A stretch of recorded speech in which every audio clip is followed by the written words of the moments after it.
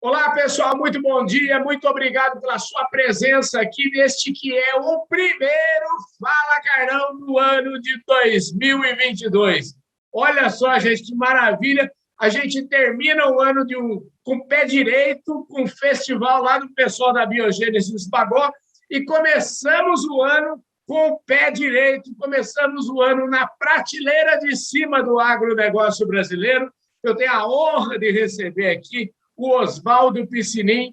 E é o seguinte, eu estou entrevistando os amigos dos amigos. Hoje eu já entrevistei o irmão do Oswaldo, que é o Luiz, o irmão mais novo dele. E hoje eu estou entrevistando aqui o Oswaldo. Eu quero mandar um abraço também para o Roberto Mota. Quero mandar um abraço. Aqui eles se confundem, todo mundo. É Roberto Mota. O Roberto Mota tem um carinho todo especial aqui pelo Oswaldo, e você vai conhecer essa história toda, muito bacana, é uma honra muito grande.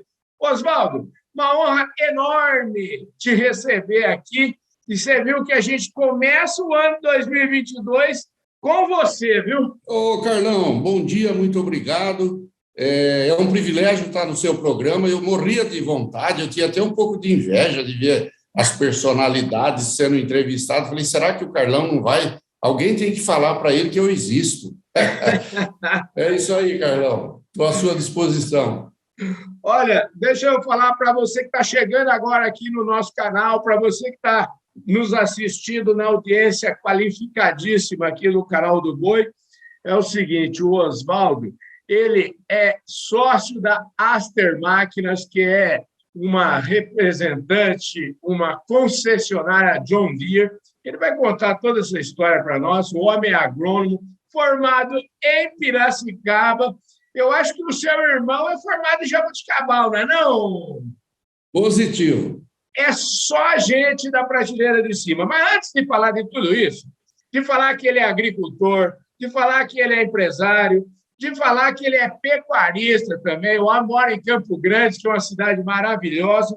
Antes de falar tudo isso, aqui no nosso Domingão do Carlão, a gente sempre começa falando um pouco da história, né? Falando um pouco de como foram as origens. E antes de passar a palavra aqui para o Oswaldo, eu quero mostrar para vocês esse livro aqui, ó. Esse livro chama Crônicas de Oswaldo Piscinin. E ele diz aqui no subtítulo, A Roça Não Sai da Gente.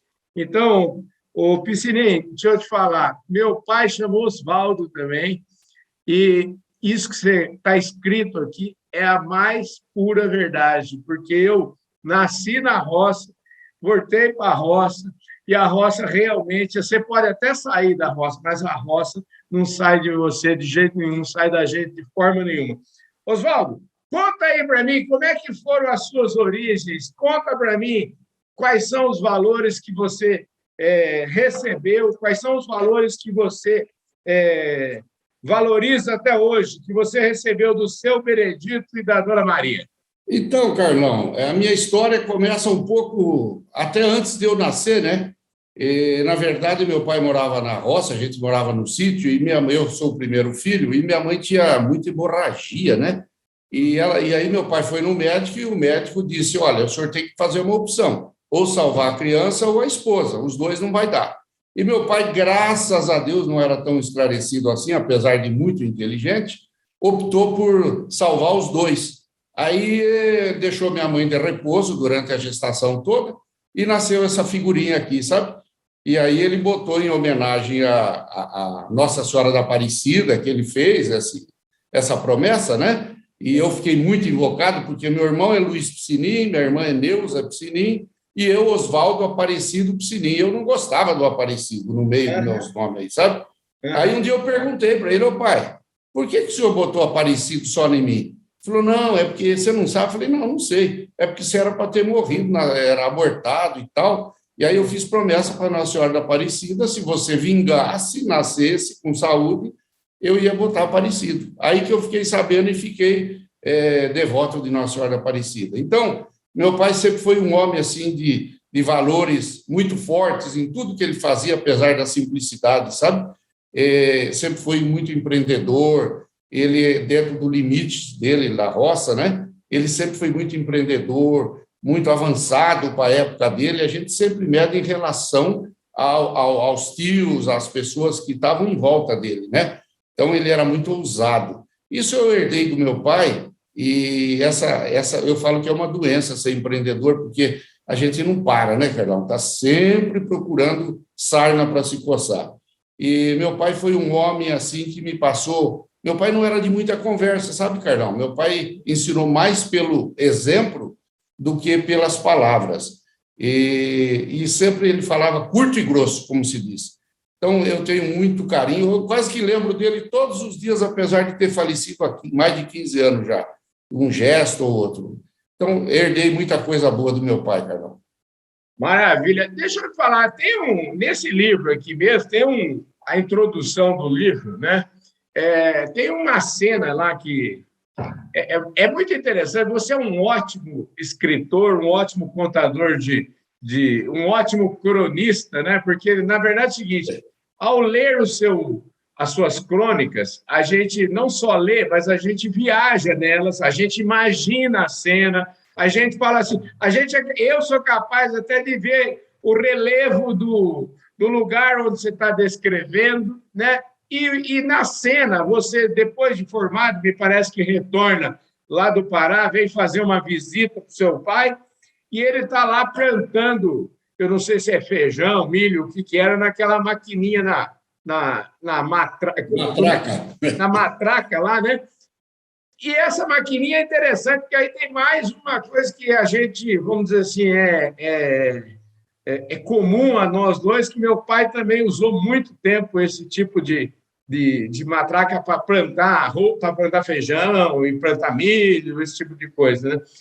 Mas aquela descrição daquela cena ficou muito gravada aqui na minha memória. Eu queria que você contasse, já que você já falou do nascimento, agora você fala um pouquinho da Exalc, do seu primeiro trabalho, e eu acho que aí volta nessa cena. Então, Carlão, meu pai nunca abriu mão da gente estudar, os três, estudar nos melhores colégios, apesar de parcos recursos. Ele praticamente vivia duro, coitado. Ele era fornecedor de cana da usina Tamoio, e essa usina passou uma época muita dificuldade, até que depois ela veio à falência. E ele fazia questão que a gente estudasse nos melhores colégios. Minha irmã no colégio de Freira, eu e meu irmão, o Luiz, por um tempo, o Luiz estudou menos que eu lá, mas também estudou no colégio diocesano La Salle, em São Carlos, colégio de padre, a gente dizia, né? Irmãos lassalistas. E meu pai, então, botou a gente para estudar lá e pagava esse colégio, não com dinheiro, mas com coisas do sítio, com banha de porco, com feijão, com o que produzia no sítio. Às vezes ele recebia da usina em açúcar, aí ele botava tudo isso na charretinha, ele tinha uma charrete, ele não tinha carro naquela época, e a gente ia para São Carlos feliz da vida. Eu sou de Ibaté, né? Morava no sítio, que é ao lado de Ibaté, e a gente ia feliz da vida com aquela sensação de que ia pagar a conta, sabe? Chegava lá, descarregava a charretinha para os padres, e eles faziam de conta que a conta estava paga, né? Que às vezes eram meses de atraso de mensalidade. E então foi assim. E eu, para entrar estudei durante lá até o científico, mas o meu sonho era fazer agronomia. Por quê? Exatamente porque eu tinha o pé na roça, vivi na roça, tinha boas noções de agricultura rudimentar, que você sabe, a agricultura de sítio, né, Carlão? É diferente. É na matraca, é na enxada, é no facão. Aquele tempo era desse jeito. E aí eu resolvi fazer agronomia. Meu pai foi o primeiro homem que falou para mim que você devia fazer engenharia de comida, ele falou para mim. Engenharia de comida, na cabeça dele, era agrônomo, né? Aí eu falei, mas como é que é isso, pai? Ele me explicou e tal. Um dia, na Casa da Lavoura, em São Carlos, tinha um agrônomo velho, e ele pediu para o cara me explicar como é que era a vida dele como agrônomo e tal. E o cara me explicou. Eu falei, é isso que eu quero. Aí fui para Piracicaba com muita dificuldade.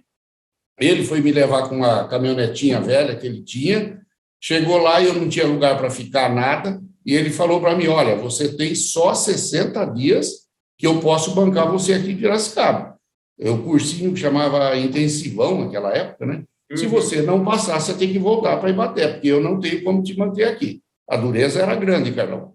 Aí eu passando numa rua, chamada Rua Santa Cruz, eu passei, tinha uns jovens sem camisa no alpendre, assim, na área da casa, na frente, estudantes também. Parei e falei, tem lugar aí para mim ficar e tal, estou chegando agora. Falei, tem um quartinho lá no fundo, se você acha que servir para você, porque aqui na frente está tudo tomado, está tudo já ocupado. Aí fui ver o quartinho, rapaz, pensa num lixo. Era barata, rato, tudo que tinha, e só tinha uma porta, nem janela lateral tinha. Falei, não, para mim tá bom. Desci com a minha caminha de campanha, levei uma caminha de campanha, uma mala de curvinho, com meia dúzia de cueca, meia dúzia de camisa, 2, 3 calças, né? Apenas um sapato. E lá eu fiquei, Carlão, fiquei 60 dias estudando noite e dias, pensando no que meu pai falou, né? Que não dava conta de me manter, e eu não tinha outra renda. Aí eu peguei, rachei, como diz o outro, na época a gente falava rachar, rachei tudo que tinha direito, entrei em Piracicaba, foi minha alegria. E aí eu fiz lá 4 anos de faculdade, com muita dificuldade, mas aí eu passei a me defender, sabe, Carlão? Eu capinava, né, quintais dos amigos ricos nas férias, eu tinha muito bem relacionado, eu tinha muitos amigos de posse, falava, Piscininho, quer ganhar uns trocos? Carta o quintal para mim aí. Aí eu, né, tinha saúde, disposição e fazia isso. Vendia livros, só andava de carona, nunca andei de ônibus para ir para casa, lavava bandeja no restaurante para ganhar uma ficha de almoço por dia, e assim foi. Vendia livro do professor, que passou uns livros de entomologia para mim vender, ganhava uns trocos, mas isso nunca me afetou, Carlão. Isso foi o adubo que eu precisava para me afinar meu caráter, minha personalidade e minha vontade de vencer na vida. E deixa eu te falar, quando você, acelerando um pouquinho aí, quando você saiu da faculdade, às vezes o cidadão passa a ser, de um dia para o outro, ele passa a ser de estudante a desempregado. E aí eu queria saber de você, como é que foi essa história aí? Você saiu da faculdade e como é que foi essa passagem para você? Então, Carlos, isso aí foi interessante, porque eu fui contratado ainda na faculdade. Aí eu entrei na DAO, trabalhei 14 anos na DAO. Na época, ela estava contratando 6 ou 7 colaboradores novos. E ela botou anúncio lá em vários lugares da escola, e assim foi. Foram vários colegas, mas muito mesmo, e fazer entrevista. Eram 3 entrevistadores. E aí um dos entrevistadores, né, tinha lugar para a parte técnica, pesquisa, e lugar também para venda, área comercial. Aí o pesquisador falou, você quer a área comercial ou a área técnica? Eu falei, não, eu quero a área técnica, porque naquele tempo a fama de adubeiro, de vendedor de veneno, era muito forte, sabe? Eu falei, eu não estudei para ser vendedor de adubo, né? Aí o cara falou, não, tudo bem, mas eu vou dizer uma coisa para você, tem um vendedor dormindo aí dentro de você. Se você despertar ele, você pode se dar bem na vida, né? Aí eu falei, então bota aí, que eu também, tudo bem, tanto uma como a outra. Já mudei o assunto, né? E assim foi, aí eu entrei na DAO, porque eu tive noções de venda num comércio, com 12 anos, quando eu mudei do sítio para Ibaté, meu pai botou para mim trabalhar num armazém, chamado Armazém do Inácio PC, secos e molhados. E esse Inácio foi meu primeiro professor de venda, era um aço para vender. Então, eu já tinha boas noções, né? Aí deu certo, fiquei na DAO, da DAO fui para Belém do Pará, trabalhar com aplicação aérea, fiquei lá 3 anos, peguei todas as doenças tropicais possíveis, malária e etc. e tal. De lá mudei para Goiânia, de Goiânia mudei para o Rio de Janeiro, morei 3 anos no Rio. Aí eu casei, mudei para São Paulo, né? Já casado, mas recém-casado. Fiquei mais 2, 3 anos em São Paulo, daí vim para Campo Grande. E aqui eu apaixonei pela cidade, falei, não saio nem depois de morto. Já comprei até terreno no cemitério.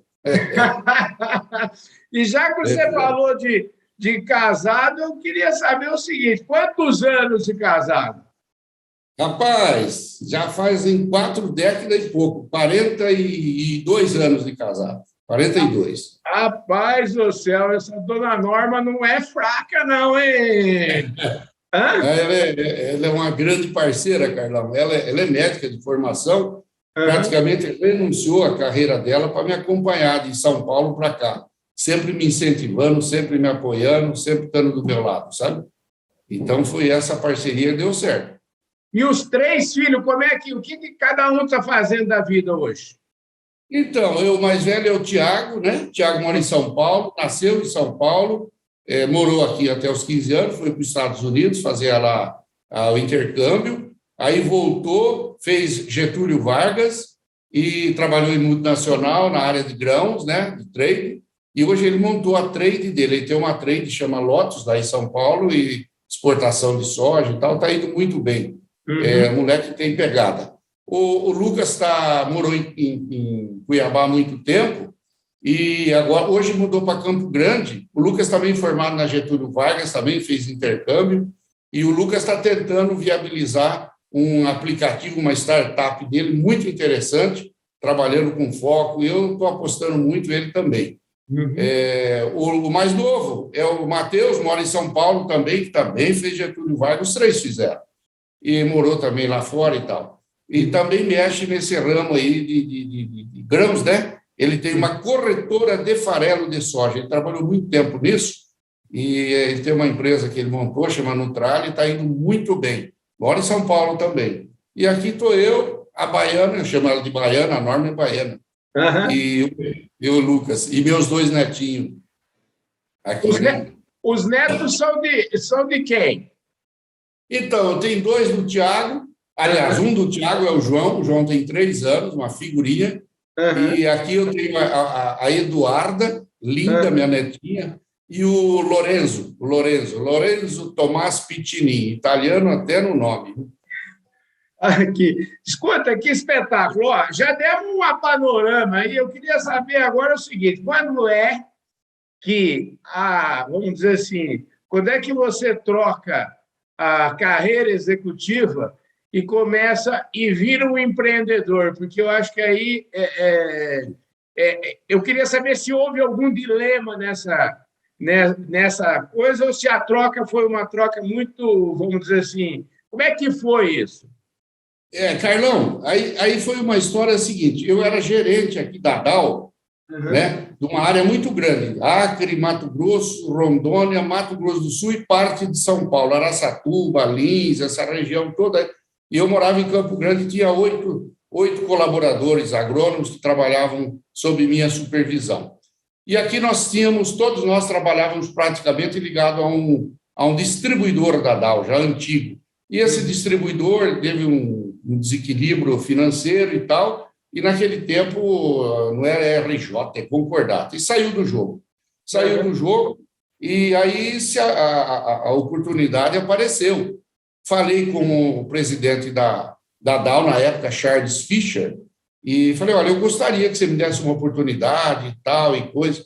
Aí ele falou: pois não, aquele tempo não exigia o que exige hoje, tantas garantias, tanto hipoteca, sabe, Carlão? Era mais fácil você montar uma revenda, tanto que tem um monte de revendas pequenas aí, né, que estão desaparecendo, estão vendendo e tal para grandes grupos, porque não aguenta o rojão. Hoje o jogo é bruto. E assim começou. Aí o Keller, que foi o fundador da Agroamazônia, ele me convidou. Quando ele foi fundar, ele falou: Oswaldo, você quer ser meu sócio? Eu falei: agora não, tem muita conta para pagar, né? Minha vida era apertadinha, né? Aí ele falou, falei: daqui um ano a gente conversa. Aí passou um ano, eu fiquei sócio dele, sabe? E aí, 3 anos e meio, 4 anos, nós convidamos o Luiz para vir, para tomar conta da área de defensivo, porque o Mato Grosso começou a crescer muito de repente, sabe, Carlão? Pra você ter uma ideia, quando mudei para cá, Mato Grosso plantava apenas 40 mil hectares de soja no município de Pedra Preta, perto de Rondonópolis. O resto era cerrado e um pouco de pecuária nas terras roxas. E assim foi. 12 anos depois veio o Roberto Mota, porque o Luiz também ficou grande, o Luiz também, a Agroamazônia, e algum tempo depois veio o Marco Miranda, que é o nosso sócio na área de máquinas. Essa foi a história. Quer dizer, então, que, vamos lá, o fundador da Agroamazônia foi o Keller. E O Keller. depois veio você, depois Isso. você trouxe o Luiz, aí veio o Luiz. Roberto Mota e, por fim, E o Marco depois Miranda, não é isso? o Marco Miranda, exatamente. Esse é o quarteto. Olha só que interessante. Ó, eu vou pegar um negócio aqui para te mostrar aqui. O Fala Carlão é assim mesmo. A gente dá trabalho para o pessoal editar lá, o Domingão do Carlão, mas eu quero mostrar aqui, ó, Sim. a Agro Revenda, que é a nossa plataforma de conteúdo aí do setor de distribuição. Essa aqui é uma revista que a gente fez um trabalho, um Que overview aí maravilha. sobre. Eu recebo, Carlão, eu recebo. Pois é, Muito sobre a boa. Agroamazônia. E aí é o seguinte, eu quero aproveitar esse ato aqui para mandar um recado paroquial aqui, que eu falo, quero mandar um abraço para o pessoal da Employer, que vocês estão vendo aqui na minha camisa, mandar um abraço para o Marcos Abreu. O Marcos Abreu, fundador da Employer, ele fundou a Employer há 35 anos atrás, é uma empresa que fornece trabalhadores temporários, inclusive o Marcos, ele é o presidente da Associação Brasileira do Trabalho Temporário, e faz um trabalho extraordinário lá, porque de trabalho temporário em trabalho temporário tem muita gente boa, tem muita gente que ajuda a construir o agronegócio, que o agro é feito de ciclos, né? Então, de trabalho temporário em trabalho temporário, tem muita gente que vive só de fazer esse trabalho, isso é muito importante. Quero mandar um abraço e agradecer o Marcos Abreu pelo apoio que dá aqui ao nosso Domingão do Carlão. Ô, Oswaldo, vamos lá. Eu queria falar um pouquinho, eu queria que você me falasse um pouquinho desses primeiros tempos aí da Agroamazônia. Eu adoro essas histórias, né? E a gente olha, porque hoje é até fácil a gente falar do Mato Grosso, do Cerrado, né? Mas durante muito tempo existia até um ditado que falava que o Cerrado nem dado nem herdado, né? Então, é verdade. Então é o seguinte, vocês realmente foram muito, diria, corajosos, muito trabalhadores. O que motivou essa sua decisão? Carlão, às vezes eu fico tentado a falar que nós acertamos mais por sorte do que por juízo, sabe? A gente já estava, eu vim trabalhar aqui e eu sempre quis ter o meu negócio, ser sócio de alguma coisa que para mim mesmo, né? Para mim tocar meu negócio, tal coisa. E eu tive essa oportunidade junto com o Keller e eu não quis perder. O Cerrado, naquele tempo, é o que você falou, Carlão. Era calango, tamanduá, siriema, e ninguém olhava para isso. Cupim, né? A gente passava pelo Cerrado, mas não dava nem bola, porque não tinha a tecnologia que tem hoje, né, Carlão?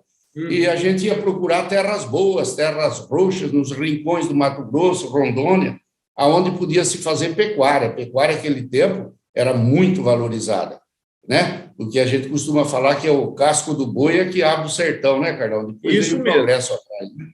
E então a gente até compramos terras naquela época, na verdade eram terras devolutas que se requeria do Estado, lá no Aripuanã. O Keller sempre foi muito ousado nisso, e aí nós tivemos uma área grande lá, depois trocamos com uma sócia, né, da ex-esposa dele, e acabamos saindo de lá e compramos em outro lugar no Cerrado, mas passamos batido muitos anos, Carlão, porque a gente não tinha noção de que ia virar o Cerrado, né? Aquilo era praticamente de graça, né? Mas foi isso aí. Aí depois virou, né? Virou o que virou. Como é que você tinha noção, hoje, assim, olhando em perspectiva, eu sempre falo que olhar no retrovisor é muito mais fácil do que olhar no para-brisa, né? Olhar no para-brisa que são. Como é que... Eu queria que você, olhando assim no retrovisor, eu tenho a impressão que Deus foi muito generoso com vocês, mas eu tenho certeza absoluta que vocês fizeram a parte de vocês, né? Sem dúvida, Carlão. Tem aquele ditado que serve bem para nós, que sucesso é a soma de várias coisas que você faz diariamente, né? E coisas boas, né?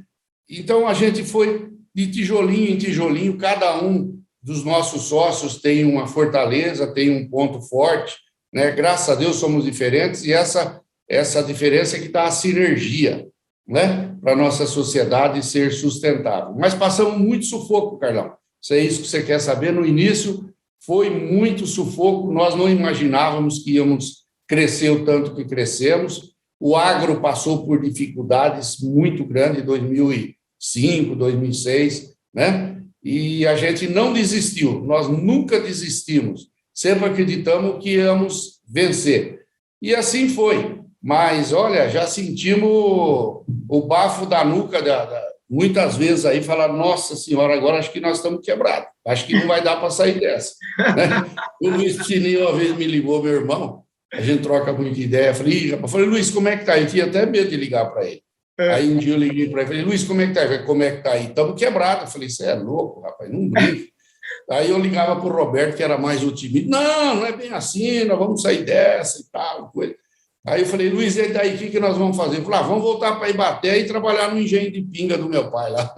Meu pai tinha um engenho de pinga. Vamos montar lá, criar uma grife lá, um rótulo de uma pinga lá e tal. Botamos até nome na pinga, meu pai chama Benedito, falei, vamos botar Voditão. Mas, graças a Deus, não precisou nada disso, demos volta por cima e a coisa está aí, mas foi acontecendo assim, Carlão, muita dificuldade.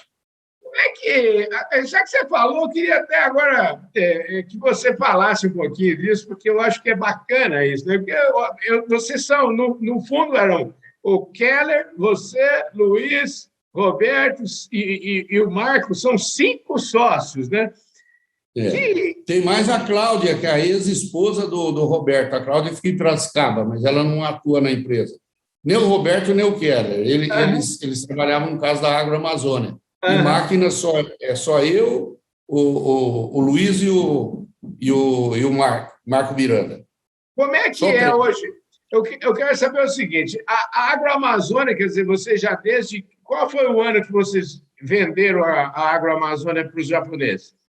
A Agroamazônia está fazendo, se eu não me engano, 5 ou 6 anos, acho que 5 anos, 5 ou 6, que nós vendemos para a Sumitomo, né?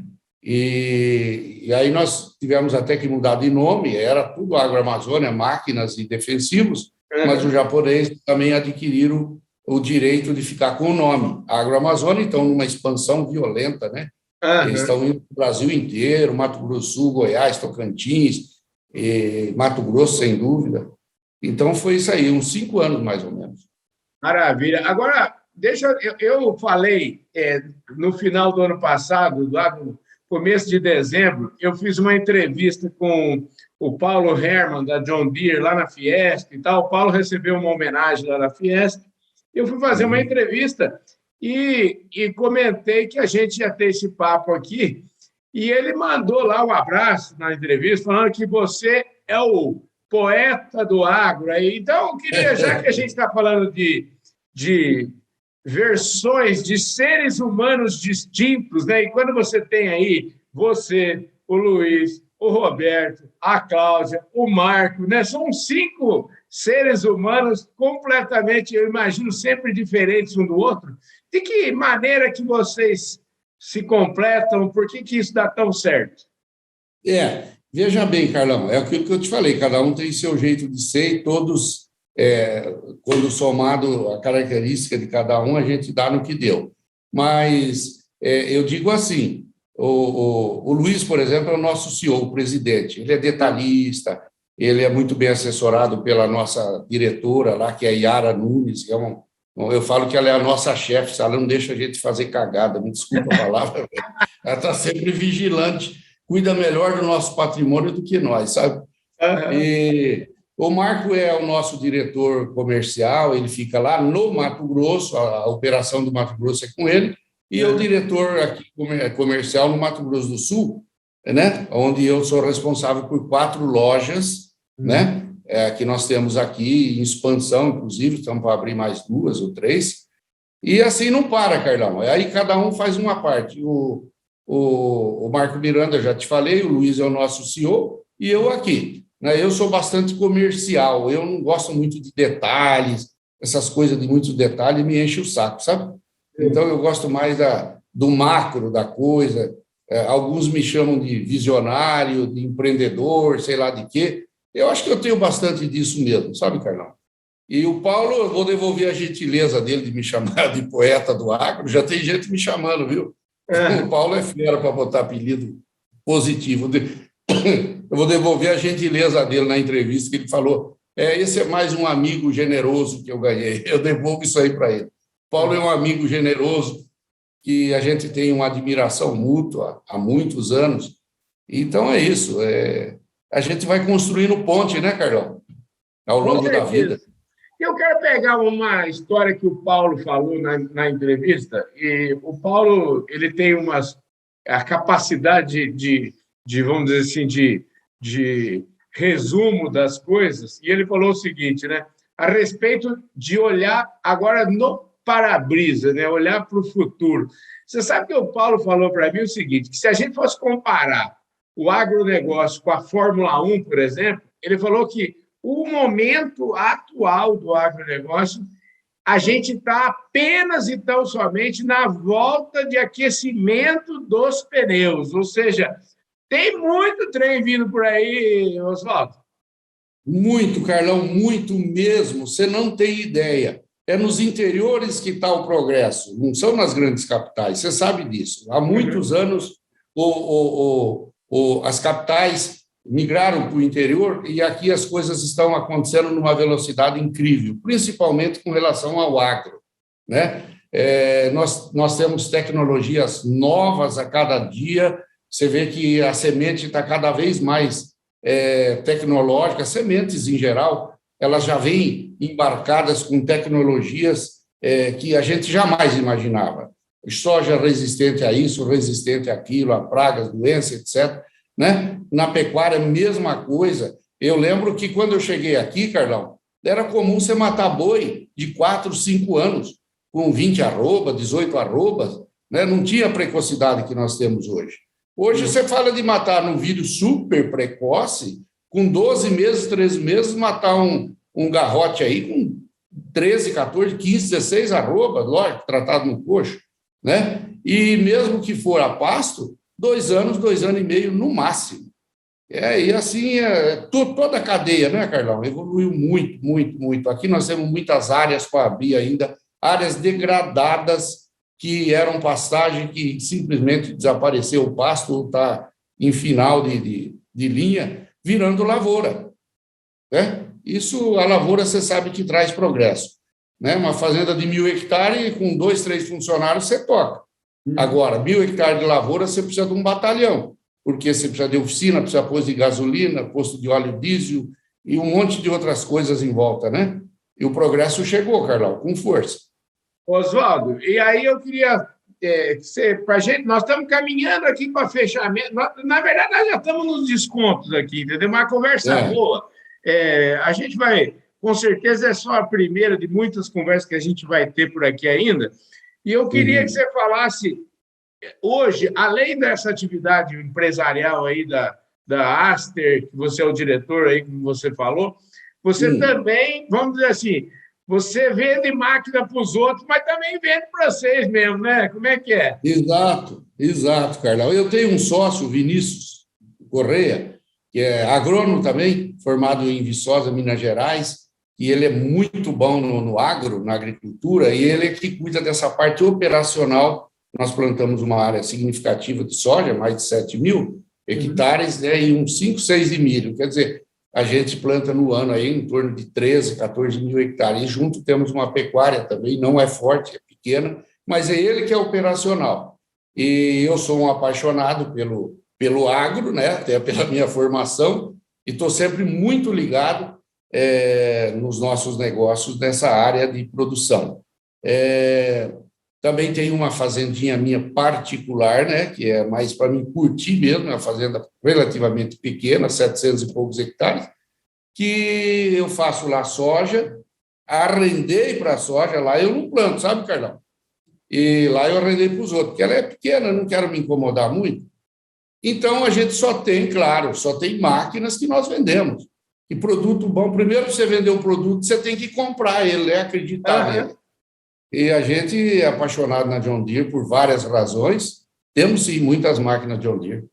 Eu falo sempre o seguinte, que é bom quando a gente receita um remédio, mas a gente, em primeiro lugar, toma o remédio que a gente receita, né? Tem que dar o exemplo, É né? verdade, é Oswaldo, verdade. deixa eu te falar, agradeço demais sua participação aqui, e agora eu queria, para a gente fechar, falar de umas prosas.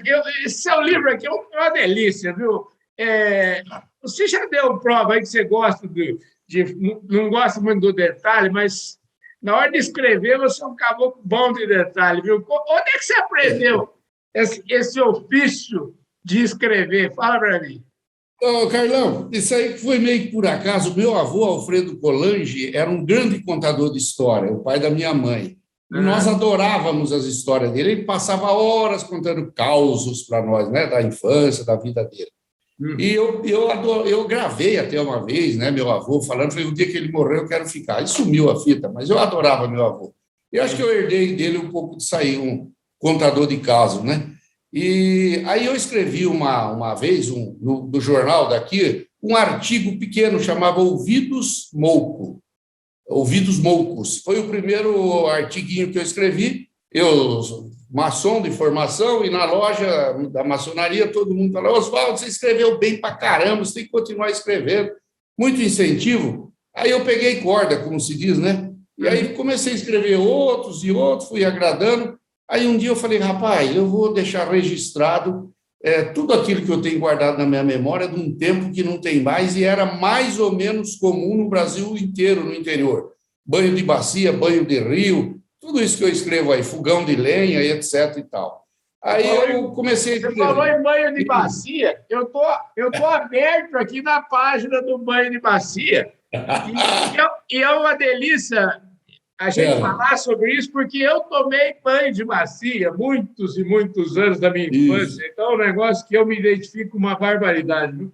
Você vai ler aí, Carlão, a água era esquentada no fogão a lenha, num balde, né? E aí a Aham. mãe temperava a água. Ela botava água fria, botando água quente e botava o pé para ver se estava boa. Eu era o mais velho, mais velhaco, eu deixava meus irmãos. Não, eu vou por último, vai você primeiro. Aí botava minha irmã, botava o Luiz, eu ia por último, eu ia no caldo deles já, né? Mas para a água esfriar mais, sabe? Às vezes estava meio quente. Mas tomei muito banho de bacia, banho de rio, tudo isso que um jovem, um menino da roça faz, né, Carlão? Delícia isso aqui, viu? E de vez em quando você faz assim também um, um frango caipira aí. Como é que é? Como é que é? Sim, Carlão. Me fala quais são os seus hábitos É. mais triviais aí. Como é que você relaxa? Carlão, quem me conhece sabe, eu sou um apaixonado por cozinhar. Imagino que você também, porque quem mora na roça Aham. eu gosto de fazer, por exemplo, aprendi a fazer com os parentes da norma baiana, muqueca, uma muqueca baiana, sem fazer rabada, dobradinha. É difícil um prato que eu não sei fazer, arroz carreteiro de primeira, né? E outros, qualquer um que você botar na minha parada aí, eu não gosto muito de fazer churrasco, sinceramente, porque principalmente quando tem uma diversidade de gente, porque um gosta mal passado, outro bem passado, né? Principalmente as mulheres. Isso eu não tenho muita paciência, sabe? De Aham. ficar assim, ali selecionando o que é isso, que é aquilo. Então, eu de churrasco não gosto muito de fazer, sei fazer, mas do meu jeito. Aham. Então, eu gosto nas horas de folga, em casa, olha, boto uma música sertaneja, tinha um carreiro, qualquer um que eu gosto, abro uma cervejinha e fico concentrado ali, picando os temperos, cuidando ali da panela, igual se cuida de uma criança, sabe? E assim eu passo muito tempo de final de semana fazendo isso. É o que eu gosto de fazer. E contar mentira, né, Carlão? Causos e piada. Eu sou bom piadista, sou bom de piada. A turma diz, né? E é assim que eu toco a vida.